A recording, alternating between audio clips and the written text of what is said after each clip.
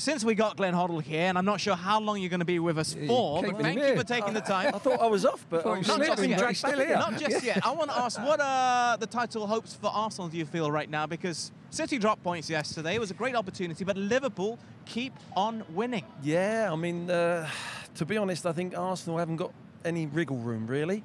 I think they've got to, with that gap there, I think Liverpool have earned themselves a buffer.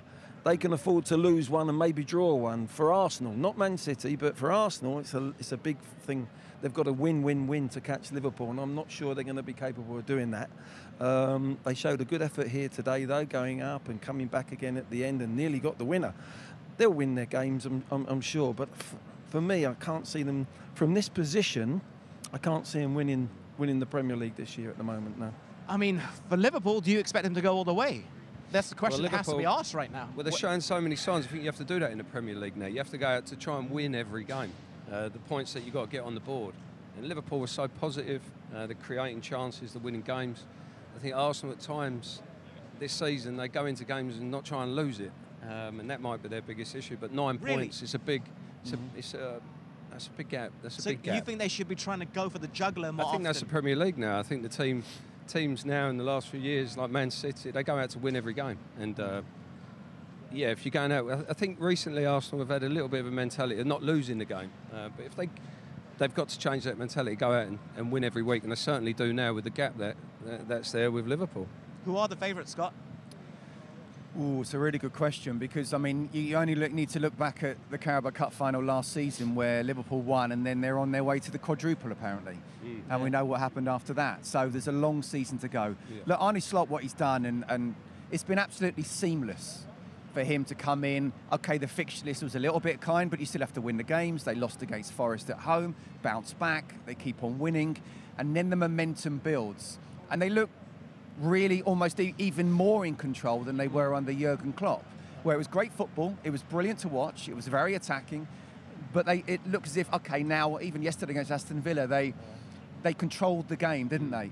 And they, okay, Villa aren't going to press us, so we're just going to keep the ball and we're going to play on our terms, not on your terms. So, I don't have no idea. But all I know, all I know is Liverpool been superb. City are dropping off. I mean, let's be honest. No one's ever done 4 straight top-flight titles before in 120 or 150 odd years. Manchester City did it last year. If they are to do it a 5th time, we need to look around at everybody and say, come on, everybody. Yeah. I mean, are we going to step up a little bit here? But it looks like Arne Slot's done it with Liverpool. So absolute rivals. I think there's a natural little bit of a come down for Manchester City, because to do 5 straight titles is historic, just like 4 was. But at this moment in time, anything can happen. Yeah. Just Arsenal, I don't see them going on that run at this moment in time, where Liverpool drop points, City drop points, and Arsenal go on a massive winning run. It's a difficult one to call that right now. Yeah, I think Liverpool will have some sort of a wobble.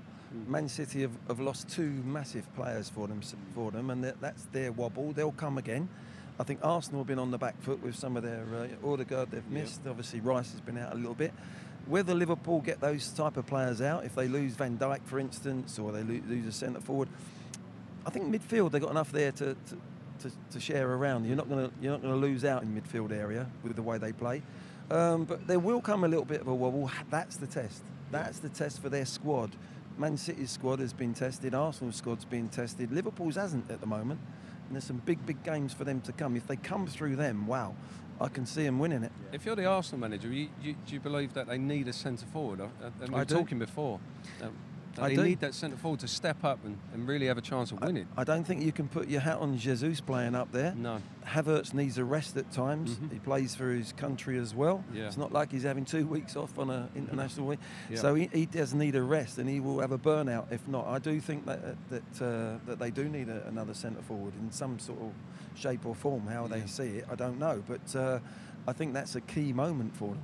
I really do. Seems like Europe and the world, they're lacking them number 9s around. Oh, yeah. I mean, you go Osimhen maybe at the Galatasaray, but it seems to be a lack of Victor Gyökeres at Sporting. I mean, he's the top scorer across Europe right now. He just scored a hat-trick.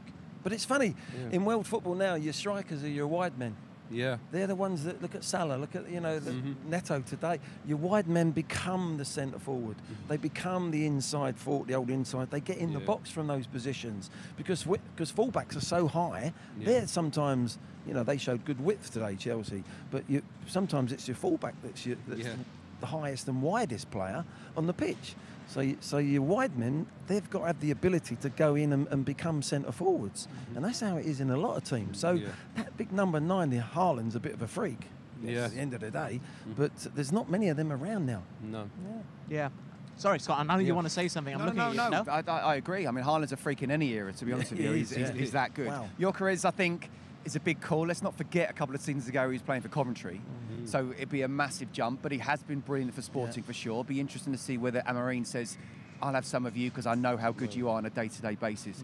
But there aren't that many. Even you look at the Euros, Nicholas Füllkrug, who I'm still desperate to see in a West Ham shirt, he was probably the best number 9 at the Euros, and yet he didn't even start for Germany all the time, but he came on and made a big difference.